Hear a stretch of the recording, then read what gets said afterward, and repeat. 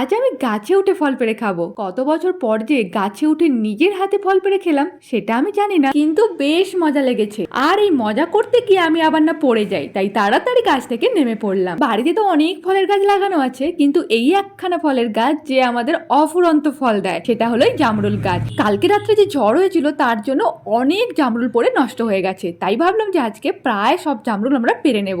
কিন্তু পাড়াটাকে এতটাই সহজ, নিচে পড়লেই তো জামরুল থেতো হয়ে যাচ্ছে আর একদিনের মধ্যে নষ্ট হয়ে যাচ্ছে। তাই আমরা ডিসাইড করলাম যে নেট ধরে জামরুল পারবো। অনেক বড় বড় জামরুল হয়েছে, সেগুলো তো এত তাড়াতাড়ি নষ্ট হতে দিলে তো হবে না। আমি আর মা দুজন দুদিকে নেট ধরেছি আর ওইদিকে বাবা বেঁধে দিয়েছে। এবার বাবা পারছে আর আমরা শুধু বালতিতে জামরুলগুলো ভরছি। যেহেতু আমাদের গাছটা অনেক বড়, তাই নেটকে এদিকে ওদিকে চারিদিকে সরিয়ে সরিয়ে আমাদের জামরুল পারতে হচ্ছে, আর তার জন্য কিন্তু অনেক খাটনির দরকার। সো এইভাবে আমরা এক বালতি জামরুল পেড়ে নিয়েছি। তোমরা তো দেখতেই পাচ্ছ প্রত্যেকটা অনেক বড় বড়। এবার এগুলো সব বিতরণের কাজে যাবে। আমি আর মা দুজনে আবার এসেছি আরো জামরুল পড়ে আছে কিনা দেখতে। চলো আজকের ভিডিওটা এই পর্যন্ত। যদি ভালো লেগে থাকে লাইক কমেন্ট শেয়ার করে দিও। টাটা।